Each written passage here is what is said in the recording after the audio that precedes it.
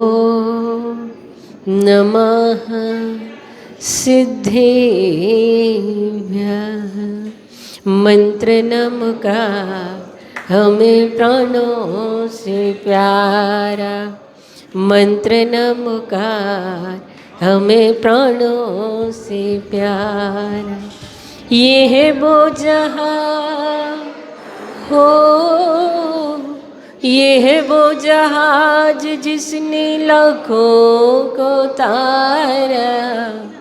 मंत्र नमकार हमें प्राणों से प्यारा। नमो अरिहंताणं, नमो सिद्धाणं, नमो आयरियाणं, नमो वज्रायाणं, नमो लोये सवसागुणं। मंत्र नमकार हमें प्राणों से प्यारा, मंत्र नमकार हमें प्राणों से प्यारा। नमो अरिहंताणं, नमो सिद्धाणं, नमो आयरियाणं, नमो वज्रायाणं, नमो लोये। अहिंसा परमो धर्म के महावीर भगवान के संत शिरोमणि आचार्य गुरुवर श्री विद्यासागर जी महाराज के 3,9 करोड़ मुनि राजों के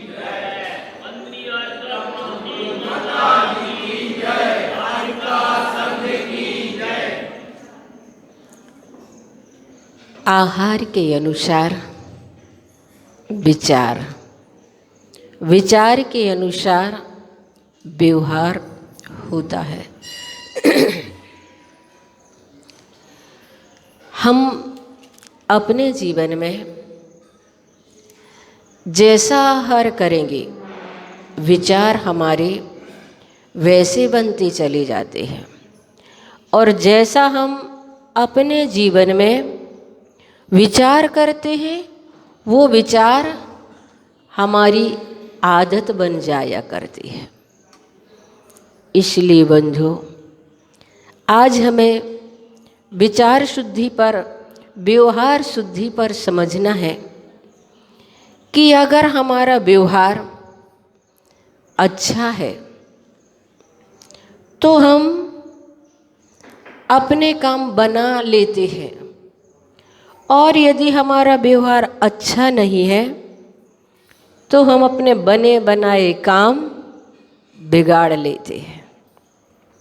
मुनि श्री समता सागर महाराज जी ने कहा कि अगर हमारा बहुत अच्छा व्यवहार है तो हम कठोर से कठोर व्यक्ति को भी पानी पानी कर सकते हैं, और यदि हमारा व्यवहार अच्छा नहीं है तो हम सामने वाले को तूफानी भी बना सकते हैं।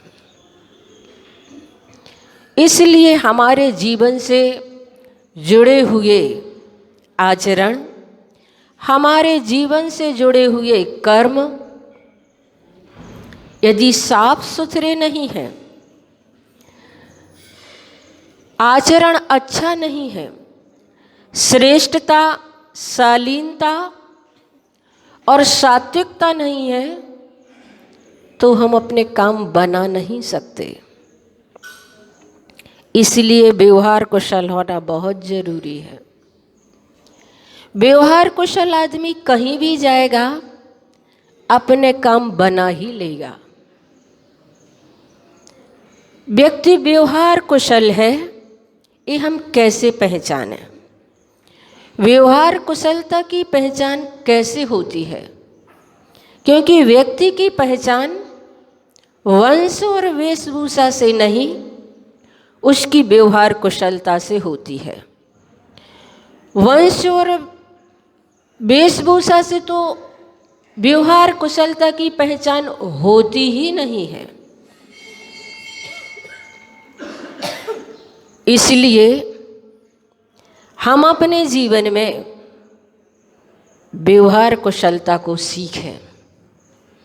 व्यवहार कुशलता जिसके जीवन में आती है वह वाकई में अपने जीवन को ऊपर उठाता चला जाता है और बहुत अच्छे से अपने जीवन को मेंटेन कर लेता है। मैंने पढ़ा, एक स्टेशन पर ट्रेन रुकी, गर्मी का समय था।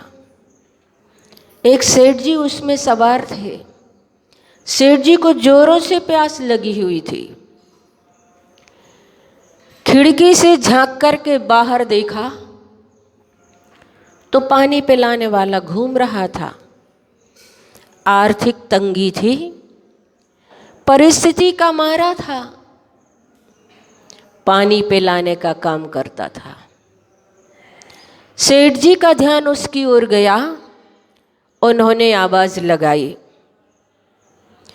वह बेचारा गरीब बेटारा, जिसके वस्त्रों का भी पतियारा नहीं था, हाथ पैर देखने से लगता था कि मेहनती है। वह गया, एक गिलास ठंडे पानी का सेठ जी को दिया। सेठ जी ने पानी पिया, राहत की सांस ली और एक का सिक्का निकाल करके फेंक दिया।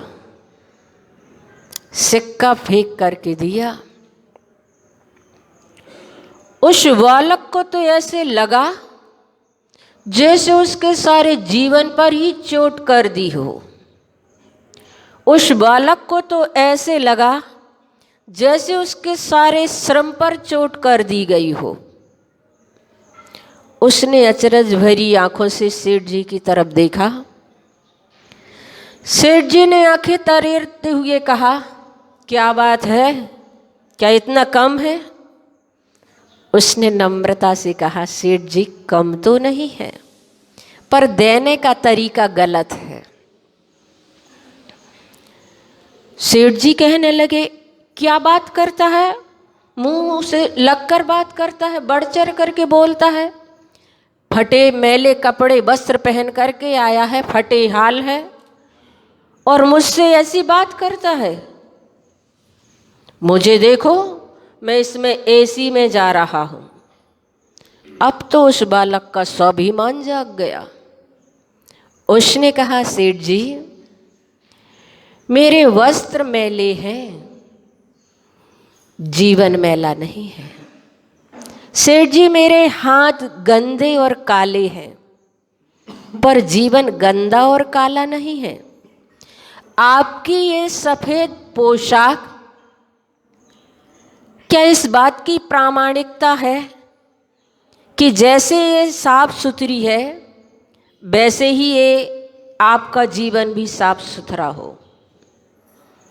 उस बालक ने कहा, सेठ जी मेरे वस्त्र भले ही मैले हैं, पर मेरा पूरा जीवन उजला रहा है, मेहनती रहा है। आपने जो एक का सिक्का फेंक कर दिया है, मैं उसे स्वीकार नहीं करूँगा, क्योंकि मैं यहाँ पर सेवा कर रहा हूँ, भीख नहीं मांग रहा हूँ। सेवा का श्रम होता है, सेवा का श्रम लिया जाता है, भीख तो फ्री की होती है।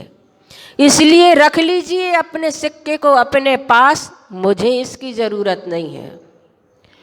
उस बालक ने अपनी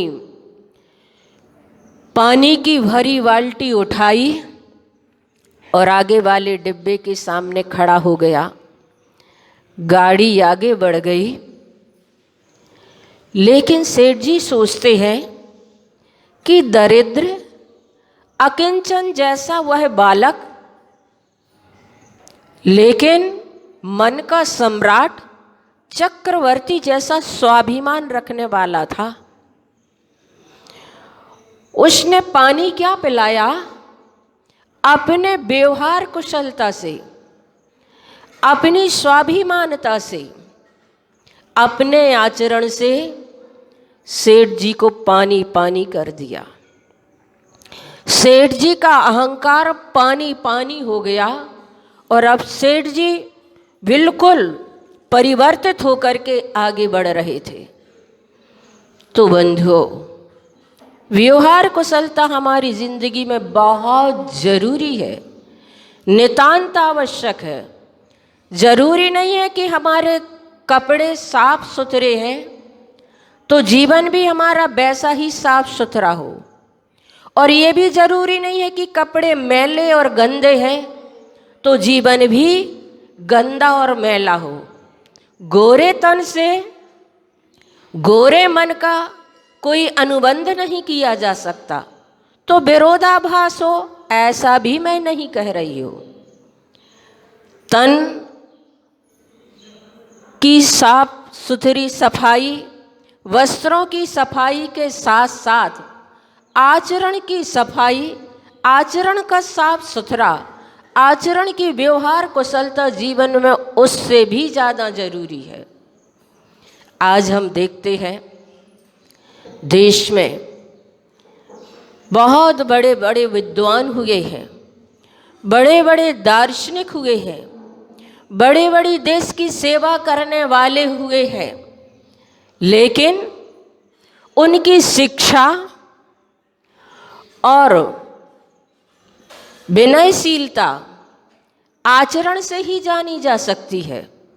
कौन कितना शिक्षित और व्यवहार कुशल है, इसकी प्रामाणिकता उसके आचरण के माध्यम से ही हो सकती है। राजेंद्र प्रसाद डॉक्टर जो भारत के प्रथम राष्ट्रपति हुए, बात उस समय की है जब वो राष्ट्रपति नहीं हुए थे। ट्रेन में सफ़र कर रहे थे और उनके बाजू में एक अंग्रेज अफसर बैठा हुआ था। उसकी ड्रेस अप टू डेट थी उसके विचारों के अनुसार, क्योंकि simple living and high thinking का ज़माना तो अब समाप्त हो चला जा रहा है, लेकिन उसकी लिविंग तो हाई थी और उनके पास बैठे बैठे वह सिगरेट पर सिगरेट पिए जा रहा था। उनको व्यवधान भी हो रहा था। राजेंद्र प्रसाद जी को एक दो बार मन में आया कि इसे टोका जाए, इसे रोका जाए, लेकिन जो सज्जन पुरुष होते हैं थोड़ा धैर्य रखते हैं, एकदम से नहीं टोकते हैं, और एकदम से टोकने में सामने वाले की इंसल्ट भी अपना समझ सकता है। भले ही वो काम अच्छा नहीं कर रहा है, लेकिन अगर उसे टोका जाए ना तो वो बौखला जाता है, इसीलिए उसे टोका नहीं गया। उन्होंने सोचा एक दो बार, मन में विचार बार बार आया कि इसे रोका जाए, लेकिन फिर भी उन्होंने सोचा अपन अपना काम करें, उसे अपना काम करने दो। पर वह बार बार सिगरेट पर सिगरेट पिए जा रहा था और धुआं उड़ा रहा था। जब कुछ ज़्यादा ही अति हो गई तो फिर उन्होंने उसे शिक्षा देने के लिए, उनके कहने का जो लहजा था बहुत अलग तरीके का था। राजेंद्र प्रसाद जी ने कहा, साहब जो आप सिगरेट पी रहे हैं क्या आप अपनी ही पी रहे हैं? उसने कहा हाँ अपनी ही पी रहा हूँ। ये कोई पूछने का तरीका होता है कि अपनी ही पी रहे? अपनी ही तो पी रहा हूँ, किसकी पी रहा हूँ? तो उन्होंने कहा जब आप अपनी सिगरेट पी रहे हैं तो धुआं भी अपने पास ही रखिए, मेरे पास क्यों उड़ा रहे हैं? जैसे ही उन्होंने इस बात को सुना तो उसके हाथ से वह सिगरेट गिरी तो हमेशा हमेशा के लिए गिर गई। फिर उसके हाथ में वह सिगरेट आ नहीं पाई।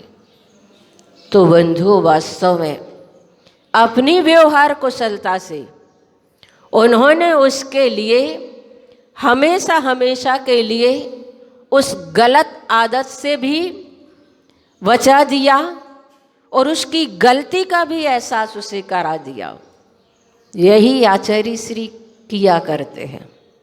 सामने वाले की अगर गलती हो तो कभी भी आचार्य श्री तीखे शब्दों से, मर्म भेदी शब्दों से कभी उसकी गलती का एहसास नहीं कराते। तुमने ऐसा कर दिया, तुमने ऐसा कर दिया, कभी भी नहीं बोलते। वो अपनी क्रिया से सामने वाले को एहसास दिला देते हैं कि पता नहीं हमसे कुछ गलती हो गई है, लगता है हमसे कुछ गलत हो गया है, तभी इतनी गुरु की कृपा मिल नहीं पा रही है। और सामने वाला जब बड़े ही नम्र और विनम्र होकर गुरुदेव के चरणों में जाता है, आचार्य श्री हमसे कुछ गलती हो गई, मैं क्या कहूँ, स्वयं देख लो, अपने आप खोज लो, अपने आप पता लगाओ कि क्या गलती हो गई। अब फिर अपनी सारी कहीं ऐसा तो नहीं हो गया, कहीं वैसा तो नहीं हो गया, पता नहीं क्या क्या दिमाग में आता रहता है। लेकिन कभी भी आचार्य श्री के शब्दों में ऐसा तीखापन नहीं होता कि सामने वाला तिल में ला जाए, क्योंकि व्यवहार का मतलब होता है वर्ताव, व्यवहार का मतलब होता है आचरण, व्यवहार का मतलब होता है किया जाने वाला कर्म, और शुद्धि का मतलब होता है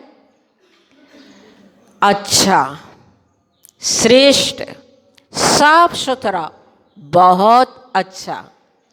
तो व्यवहार शुद्धि पर हम अपने मन को केंद्रित करें कि वास्तव में हम मनसा वस्सा कर्मणा कब शुद्धि को प्राप्त कर पाते हैं। हमारे विचारों में ऐसी शुद्धि कब आ पाती है जिसके माध्यम से हमारा व्यवहार भी इतना अच्छा हो ताकि सामने वाले को हमारे शब्दों से पीड़ा ना हो। एक बार एक कमंडल खो गया।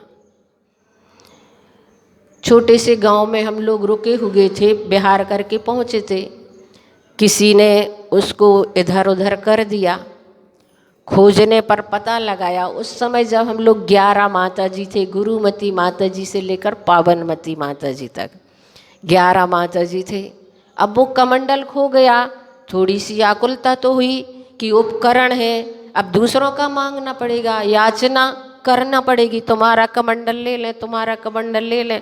और वो माता जी बड़ी उत्कृष्ट चर्या वाली थी, कभी किसी के सामने उनकी चर्या अगर देखना हो तो ऐसा लगता था कि वास्तव में चतुर्थ काली नारी, क्या आप लोग समझ गए होंगे मैं किसकी बात कर रही हूँ। आरिका श्री उज्ज्वलमती माता जी, वास्तव में ऐसा उनका आचरण, ऐसा उनका व्यवहार कि हम तो जब कभी भी उनको देखते थे लगता था कि इनकी जिंदगी में से 11 आरिका उनका 10 नंबर था। अगर हम लोग कहीं से निकल गए और सोचेंगे कि अब देखेंगे कहाँ बैठना क्या, तो वे खड़ी ही रहेंगे, खड़ी ही रहेंगी। उनसे कहेंगे आप तो बैठ जाओ, हम थोड़ी व्यवस्था, खड़ी ही रहेंगी। अपन को अपनी व्यवस्था बना करके बैठना पड़ेगा कि अब नहीं तो ये खड़ी ही है, तो अपन बैठ जाओ पहले। इतनी उनकी विनम्रता और नम्रता, कभी किसी से उन्होंने पलट करके जवाब तो मैंने नहीं देखा। आश्रम में 4 साल हम उनके साथ रहे और दीक्षा के बाद भी 4 साल उनके साथ रहे। कभी मैंने पलट करके जवाब तो चाहे उनकी गलती हो और ना हो, मैंने कभी नहीं सुना ना देखा उनके जीवन में। और उनकी समाधि भी इसलिए इतनी बढ़िया हुई, इतनी बढ़िया समाधि हुई कि वास्तव में ऐसी समाधि के लिए लोग तरसते हैं। उनका कमंडल खोया हुआ था, ढूंढने पर बाद में मिला। उन्होंने आचार्य श्री से प्रायश्चित लिया और फिर जहाँ कहीं ऐसा मिला तो आचार्य श्री को नाम बताने लगे कि आचार्य श्री ऐसा हो गया था। क्योंकि नाम मत लो, नाम मत लो, उसे पता चलेगा कि मेरा नाम लिया गया तो उसे कितना दुख होगा, उसे कितनी पीड़ा होगी, उसे कितनी तकलीफ होगी। आचार्य श्री ने जैसे ही इन शब्दों को कहा तो मुझे लगा कि वास्तव में आचार्य श्री के अंदर कितनी व्यवहार कुशलता है इस बारे में कि कहीं सामने वाले के लिए परोक्ष में भी मेरे माध्यम से पीड़ा ना हो जाए। ऐसी व्यवहार कुशलता आचार्य श्री के हर चर्या से आप जान सकती हैं। तो बंधुओं, जीवन में व्यवहार कुशलता का होना बहुत ज़रूरी है और इसीलिए आचार्य श्री का इतना बड़ा संघ है। किसी ने कहा आचार्य श्री आप कुछ नहीं कहते, आचार्य श्री कहने लगे अगर मैं तुम जैसा कहने लगूं तो आज तक इतनी बड़ी सेनाएं तैयार नहीं होती, खड़ी नहीं हो पाती। किसको किस ढंग से कहना है, किस प्रकार से शिक्षा देना है, आचार्य श्री बहुत ही अच्छे तरीके से सामने वाले को सिखा भी देते हैं, शिक्षा भी दे देते हैं, काम भी ले लेते हैं। हम लोगों से कहा करते हैं सहयोग देना भी सीखो, सहयोग लेना भी सीखो। किस प्रकार से सामने वाले को सहयोग देना है, किस प्रकार से सामने वालों से सहयोग लेना है, ये कला तुम्हारे अंदर होनी चाहिए। आश्रम में 4 साल हम लोग रहे, आचार्य श्री से बराबर हम लोगों को इस प्रकार की शिक्षाएं मिलती रही कि कभी भी किसी से तीखे शब्दों का प्रयोग नहीं करना, अपने आचरण के माध्यम से कभी ऐसा व्यवहार नहीं करना जिससे कि सामने वाला तिल मिला जाए। वास्तव में ये आचार्य श्री की सीख, आचार्य श्री की शिक्षा पद पद पर याद आती है। भले ही जीवन में न उतार पाएं, लेकिन स्मरण तो दिला देती है कि गुरुजी ने हमें इस प्रकार की शिक्षाएं दी है। व्यवहार कुशलता क्या होती है? आश्रम में आचार्य श्री हम लोगों को बराबर जब भी कोई पहुंचता था पहले बड़ों को लेकर के आओ, हर चीज में इतनी शिक्षा देते थे कि वास्तव में लगता था एक माँ अपनी बेटी को जो नहीं सिखा पाएगी वो आचार्य श्री ने हम सभी को सिखाया। इसीलिए छोटी छोटी उम्र में सबने अपने अपने घर छोड़े, लेकिन भूल कर भी कभी किसी को अपने घर की याद ही नहीं आई। माँ जैसा जिनके माध्यम से हम लोगों को स्नेह मिला। कुंडलपुर में सबसे पहले आश्रम खुला था, लेकिन जब सागर में बात न हुई तो कमेटी वाले कहने लगे आचार्य श्री बहनों की सुरक्षा वहाँ नहीं हो पाएगी, सागर में आश्रम खुल जाएगा तो इनकी सुरक्षा भी हो जाएगी, इनकी ज़रूरतों की पूर्ति भी हो जाएगी। वहाँ पर आश्रम खुलने वाला था तो आचार्य श्री ने पहले सब बहनों को बुलाया कि इनसे तो पूछ ले, इनकी राय तो ले ले, इन्हें क्या करना है। कमेटी वाले बैठे एक तरफ बहनें बैठी। आचार्य श्री ने पूछा तो सारी बहनें चुप रह गई। उस समय गुरुमती माता जी, दृढ़मती, मृदुमती माता जी, ऐसे ही 10-12 बहनें थी। उन लोगों से पूछा, सब नीचा सिर किए बैठी थी, इतने बड़े गुरु के सामने हम अपना क्या निर्णय दें। आचार्य श्री कहते हैं हाँ कह दो ना, इसी तरह जिस तरह अपनी माँ से कहती हो। इन शब्दों में कितनी मिठास और कितना मातृत्व भरा हुआ है। कब माँ की याद आएगी? कभी किसी को अपने माता पिता की याद ही नहीं आती है। सारा प्रेम आचार्य श्री उड़ेल देते हैं अपने शिष्यों को। अभी भैया लोग आए थे कल, कह रहे थे माता जी हम लोग जितने दिन भाग्योदय में रहे, दिन में 3-3, 4-4 बार आचार्य श्री के समाचार आते थे। अब कैसे हैं सब लोग, कैसा है सबका स्वास्थ्य, कैसे हैं सब। बोले आचार्य श्री स्वयं अस्वस्थ होते हुए भी हम सभी की बराबर खबर लिए रहते थे। ये व्यवहार कुशलता आचार्य श्री की हम लोगों को वास्तव में बहुत बड़ी शिक्षाएं देती है। समय अपना हो गया है। 9 बार बड़े बाबा का जाप करके हम अपनी वाणी को विराम देते हैं।